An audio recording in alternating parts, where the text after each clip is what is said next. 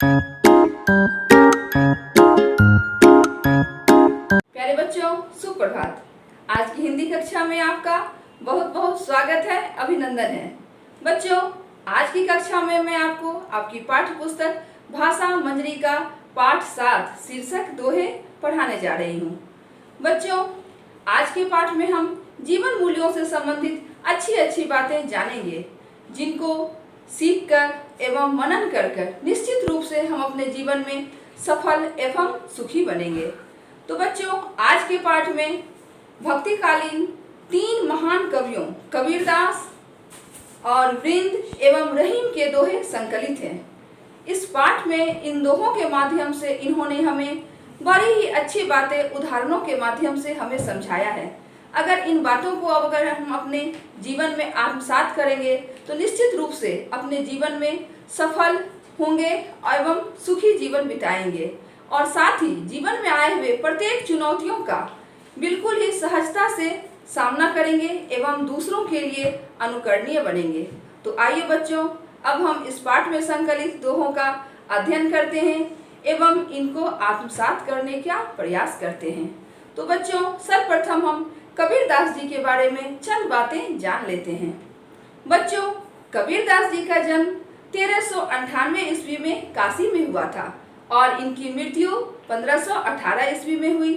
इनकी भाषा को सधुकरी कहा जाता था, जिसमें खड़ी बोली, अवधी एवं ब्रज भाषा का सम्मिश्रण था। इनकी प्रमुख कृतियां हैं साखी, सबद और रमेनी, जो कि बीजक में संकलित हैं। तो आइए बच्चों, अब हम इस पाठ में संकलित कबीरदास जी के दोहों का अध्ययन करते हैं एवं उनमें दी गई सीखों को आत्मसात करने का प्रयास करते हैं। तो पहला दोहा है, माला फेरत जुग भया। माला फेरत जुग भया, फिरा न मन का फेर। कर का मन का छाड़ी के, मन का फेर। बच्चों, यहाँ कबीरदास जी ने 2 शब्दों का प्रयोग किया है। पहला है मन का अर्थात हृदय का, और दूसरा है मन का, जिसका अर्थ है मोती के दाने।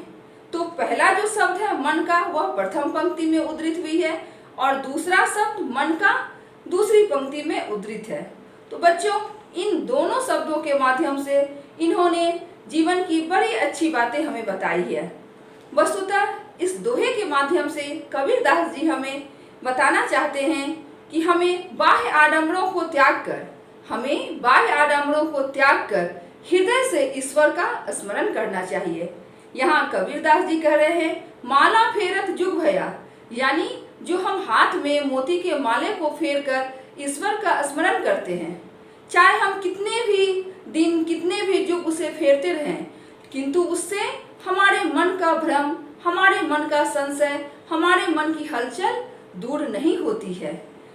इससे तो अच्छा है जितना वक्त हम उन मोतियों की माला को जपने में अपना समय नष्ट करते हैं, उससे अच्छा है कि हम मन का फेर, यानी अपने हृदय की मोतियों को, यानी अपने हृदय को स्वच्छ बनाएं, साफ बनाएं और हृदय से ईश्वर को स्मरण करें। तो बच्चों, इस दोहे में कबीरदास जी ने बाह्य आडंबरों को त्याग कर हृदय से बिल्कुल साफ और स्वच्छ मन से ईश्वर को याद करने की हमें प्रेरणा दी है। तो आइए बच्चों, दूसरा दोहा देखते हैं। निंदक नियरे राखिए, आंगन कुटी छवाए। बिन पानी साबुन बिना, निर्मल करे सुहाए। बच्चों, यहाँ निंदक का मतलब है निंदा करने वाले, यानी जो हमारी बुराई करते हैं। नियरे यानी नजदीक, राखिए रखना। आंगन यानी अंगना। कुटी आप सभी जानते हैं, हम झोपड़ी को या कुटिया को कहते हैं। छवाई यानी छांव। निर्मल का अर्थ होता है स्वच्छ करना। सुभाय यानी स्वभाव। तो बच्चों, इस दोहे के माध्यम से भक्तिकालीन महान कवि कबीरदास जी हमें बताते हैं कि निंदक नियरे राखिए, यानी जो हमारी कमियां बताते हैं, जो हमारी आलोचना करते हैं, जो हमारी बुराई करते हैं, उसे नियरे यानी उन्हें नजदीक रखना चाहिए। ऐसा क्यों करना चाहिए? क्योंकि वो जो हमारी आलोचना करते हैं, हमारी कमियां बताते हैं, हमें हमारी कमियां बताकर वह उन कमियों को हमें दूर करने का अवसर प्रदान करते हैं। और हमें हमारी आलोचना करने वालों से घबराना नहीं चाहिए, बल्कि उनके द्वारा बताई गई कमियों को दूर करने का प्रयास करना चाहिए और उन कमियों को दूर करके अपने जीवन को सफल और सार्थक बनाना चाहिए। इसलिए यहाँ कबीरदास जी कहते हैं कि हमें हमारी निंदा करने वाले या आलोचना करने वालों को अपने पास रखना चाहिए, क्योंकि ऐसे लोग बिना साबुन और बिना पानी के, यानी बिना किसी खर्चे के, हमारे स्वभाव को स्वच्छ बनाने का कार्य करते हैं।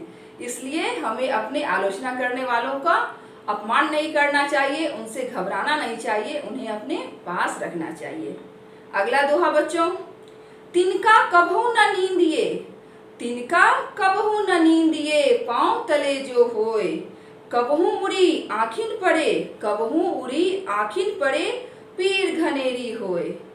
बच्चों, इस दोहे में कबीरदास जी कह रहे हैं तिनका, जो कि एकदम तुच्छ वस्तु है, जो हमारे पांव के तले रौंदी जाती है, किंतु वही तिनका जब कभी उड़कर हमारे आंख में पड़ जाती है तो हमें अत्यंत पीड़ा होती है। तो यहाँ कबीरदास जी के कहने का भाव है कि तुच्छ से तुच्छ वस्तु का भी समय और स्थिति के अनुसार अपना महत्व होता है। इसलिए कभी भी हमें छोटे बड़े का भेद करके किसी का तिरस्कार नहीं करना चाहिए, अपमान नहीं करना चाहिए, क्योंकि समय आने पर हो सकता है कि हमें उनकी भी आवश्यकता पड़ जाए। इसलिए हमें सबों को एक समान सम्मान देना चाहिए। आगे बच्चों, इस पाठ में रहीमदास जी के दोहे संकलित हैं। तो बच्चों, रहीमदास जी का पूरा नाम था अब्दुल रहीम खान खाना और इनका जन्म 1556 ईस्वी में लाहौर में हुआ था। इनकी प्रमुख कृतियां हैं रहीम दोहावली, सतसई, बड़वे, नगर शोभा इत्यादि। तो आइए बच्चों, अब हम रहीमदास जी के दोहे का अध्ययन करते हैं एवं इनके द्वारा दी गई सीखों को अपने जीवन में आत्मसात करने का प्रयास करते हैं। पहला दोहा है, आप गई आदर गया, आप गई आदर गया, नैनन गया स्नेही, ये तीनों तब ही गए, ये तीनों तब ही गए, जब कहा कछु देही। बच्चों, यहाँ आप का अर्थ होता है इज्जत या सम्मान, नैनन यानी आँख, स्नेही यानी स्नेह या प्रेम। तो बच्चों, यहाँ पर रहीमदास जी कह रहे हैं आप गई आदर गया, हमारा इज्जत और सम्मान चला जाता है, नैनन गया स्नेही, और आँखों का प्रेम भी चला जाता है, और ये तीनों तभी गए, और ये तीनों यानी आप, इज्जत और आँखों का प्रेम तब जाता है जब ही कहा कछु देही, जब हम किसी के सामने कुछ मांगते हैं, यानी किसी के सामने जब हम हाथ पसारते हैं तब हमारा इज्जत, सम्मान और साथ ही हमारे आँखों का स्नेह यानी प्रेम भी चला जाता है।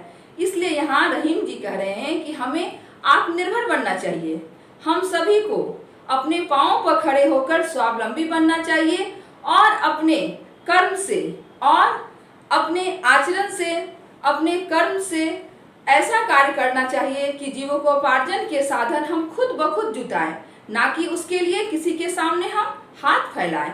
क्योंकि अगर हमें अपने कर्म के बिना किए हुए कोई भी वस्तु मिलती है तो उससे हमारा इज्जत और सम्मान दोनों चला जाता है।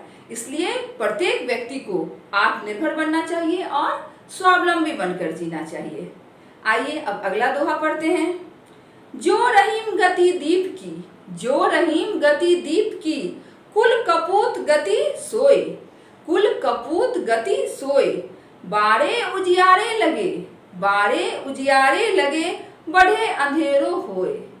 बच्चों, यहाँ कपूत का अर्थ होता है, कपूत का अर्थ यहाँ होता है बच्चों ऐसा पुत्र जिसके संस्कार, जिसका आचरण अच्छा ना हो।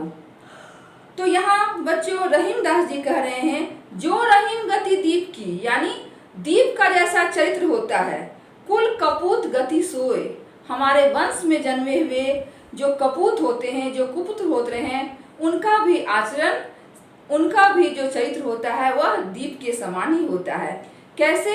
क्योंकि जिस प्रकार से दीपक जब जलता है तो चारों ओर प्रकाश फैलाता है, दीपक जब जलता है, बच्चों यहाँ पर गौर कीजिएगा, दीपक के जलने से चारों ओर प्रकाश होता है, किंतु वही दीपक जब जलते जलते बुझने की ओर होता है और जब वो बुझ जाता है तो चारों ओर अंधेरा छा जाता है। ठीक उसी प्रकार जब हमारे वंश में पुत्र का जन्म होता है तो चारों ओर खुशियां छा जाती है और बालपन में किए गए उनके कृत्य, उनके द्वारा किए गए प्रत्येक कार्य पर लोग खुश होते हैं, प्रसन्न होते हैं। किंतु जब वही पुत्र बड़ा होकर दुर्गुणों को अपना लेता है, परिवार के संस्कार को नहीं मानता है और उसके आचरण अच्छे नहीं होते हैं, तो वो अपने वंश को डुबो देता है, वो अपने वंश को अपयश फैलाता है। तो ऐसे पुत्र की गति ठीक दीप के चरित्र के समान होती है। आइए बच्चों, अब हम अगले दोहे को पढ़ते हैं। रहीमन देख बड़ेन को, रहीमन देख बड़ेन को, लघु न दीजे डारी, जहाँ काम आवे सुई, जहाँ काम आवे सुई, कहाँ करे तलवारी। बच्चों, इस दोहे में रहीम दास जी ने बड़ी अच्छी बातें कही हैं, बड़ी अच्छी सीख हमें दी है कि रहीमन देख बड़ेन को, लघु न दीजे डारी, यानी बड़ी वस्तु के सामने कभी भी हमें छोटी वस्तु को तुच्छ नहीं समझना चाहिए, क्योंकि जहाँ काम आवे सुई, कहाँ करे तलवारी। जहाँ हमें सुई की आवश्यकता है वहाँ हम तलवार का इस्तेमाल नहीं कर सकते हैं। इसलिए संसार में प्रत्येक वस्तु का उसके समय एवं स्थिति के अनुसार अपना महत्व होता है। इसलिए कभी भी हमें किसी भी वस्तु को तुच्छ नहीं समझना चाहिए, सभी का एक समान आदर एवं सम्मान करना चाहिए। आगे बच्चों, इस पाठ में वृंद के दोहे संकलित हैं। बच्चों, वृंद भी भक्तिकालीन महान कवियों में से एक हैं। इनका पूरा नाम वृंदावन दास है। इनका जन्म 1643 ईस्वी जोधपुर में हुआ था और इनकी मृत्यु 1735 ईस्वी में हुई। इनकी प्रमुख कृतियां हैं वृंद सतसई, सत्य स्वरूप, वृंद ग्रंथावली। तो आइए इनके दोहों का अध्ययन एवं मनन करते हैं। अपनी पहुँच विचारी के, अपनी पहुँच विचारी के, कर्तव्य करिए दौड़, तेते पांव पसारिए, जेते लंबी सोड़। बच्चों, यह वृंद की बहुत ही प्रसिद्ध दोहा है। इसका अर्थ है कि अपनी पहुँच विचारी के, हमें यहाँ वृंद ने व्यक्ति की अपेक्षाओं पर दृष्टि डालते हुए हमें सीख दी है कि हमें अपनी अपेक्षाओं को, अपनी महत्वाकांक्षाओं को अपनी स्थिति के अनुसार ही बढ़ाना चाहिए। ठीक उसी प्रकार से जिस प्रकार से हम अपने पाँव को उतना ही फैलाते हैं जितनी की चादर लंबी होती है। इसलिए हमारी जो स्थिति होती है, हमें अपनी महत्वाकांक्षा को, अपनी इच्छाओं को उतना ही बढ़ाना चाहिए, उतना ही बढ़ावा देना चाहिए। नहीं तो वही महत्वाकांक्षाएं, वही इच्छाएं हमारे दुख का कारण हो जाएंगी। बच्चों, अगला दोहा है। भले बुरे सब एक से, भले बुरे सब एक से, जो लो बोलत नाही, जान परंतु है काक पीक, ऋतु बसंत का माही। बच्चों, इस दोहा का भाव है कि भले बुरे सब एक से, जो लो बोलत नाही, यानी कोई व्यक्ति भला है या बुरा है, जब तक हम उसके संपर्क में नहीं आते हैं, उनकी बोली को नहीं सुनते हैं, उसके संपर्क में आके उसके आचरण को नहीं जान लेते हैं, तब तक हमें किसी भी व्यक्ति का आचरण कैसा है, भला है या बुरा है, हमें पता नहीं चलता है। ठीक उसी प्रकार से जैसे काक और पीक। बच्चों, काक कहते हैं कौवे को, आप सभी जानते हैं, और पीक का मतलब होता है कोयल। तो जिस प्रकार से कोयल और कौवा दोनों एक समान काला होता है और जब तक वे बोलते नहीं हैं, हमें नहीं पता चलता है कि कोयल है या कौवा है। लेकिन बसंत ऋतु के आते ही कोयल मधुर आवाज में कूकने लगती है और कौवे के काँव काँव करने से हमें दोनों के स्वभाव का अंतर पता चल जाता है। ठीक उसी प्रकार बच्चों, जीवन में भी हम जब किसी व्यक्ति के संपर्क में आते हैं तो उसके द्वारा किए गए आचरण, उसके बोली और व्यवहार से उसके भले और बुरे होने का पता चलता है। इसलिए हमें किसी भी व्यक्ति पर बिना उसके साथ समय बिताए हुए, बिना उसके संपर्क में आए हुए आंखें बंद करके विश्वास नहीं करना चाहिए। बच्चों, अब इस पाठ का अंतिम दोहा है जो कि बहुत ही अच्छा है, इसे आप ध्यान से समझने का प्रयास करेंगे। सबे सहायक सबल के, सबे सहायक सबल के को न निबल सहाय, पवन जगावत आग को दीप ही देत बुझाए। कितनी अच्छी बातें बच्चों यहाँ वृंद ने कहा है कि सबे सहायक सबल के। सबल का मतलब होता है जो शक्तिशाली होते हैं, सामर्थ्यवान होते हैं। तो यहाँ पर कवि वृंद कह रहे हैं कि सभी जो हैं वह सबल के यानी शक्तिशाली के सहायता में खड़े हो जाते हैं। को न निबल सहाय, किंतु कोई भी जो निर्बल होता है, जो शक्तिशाली नहीं होता है, सामर्थ्यवान नहीं होता है, उसके पक्ष में वर्तमान समय में स्थिति यह है कि कोई नहीं खड़ा होता है। बच्चों, अभी जो हमारा वर्तमान समय जो है वह स्वार्थी लोगों के, स्वार्थी मनुष्यों की भीड़ यहाँ लगी हुई है। यहाँ हर कोई अपने फायदे के लिए किसी के भी संपर्क में आता है।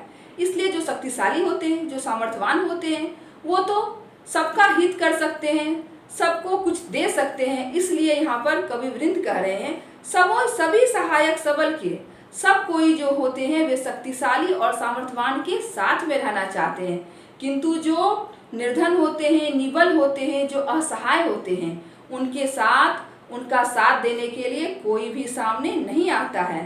ठीक उसी प्रकार से जैसे पवन जगावत आग को, जब हवा तेज चलती है तो वो क्या करती है, आग को और भी ज्यादा भड़का देती है, किंतु वही हवा दीपक को, जिसकी लौ छोटी होती है, उसे तुरंत ही बुझा देती है।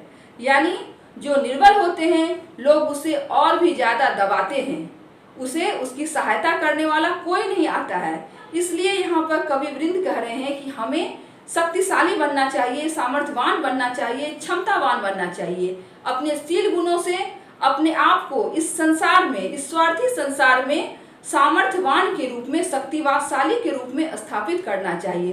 तभी हम अपनी स्थिति को सबों के सामने रख सकते हैं और सभी हमारे संपर्क में आने को ललायित रहेंगे, सभी हमारे साथ खड़े होंगे। तो बच्चों, आपने देखा इन दोहों में, इन भक्तिकालीन तीनों कवियों ने हमें कितनी अच्छी अच्छी बातें हमें बताई है। निश्चित रूप से अगर हम इन दोहों में जो सीखें हमें दी गई हैं उसे अगर हम आत्मसात करेंगे तो अपने जीवन को सफल बनाएंगे, सुखद बनाएंगे एवं साथ ही अनुकरणीय बनाएंगे। तो बच्चों, मैं उम्मीद करती हूँ आज के दोहे में दी गई सीखें आपको समझ में आई होगी, तो आप इसे आत्मसात करेंगे। और अब हम अगले कक्षा में इस पाठ का प्रश्न उत्तर करेंगे। धन्यवाद।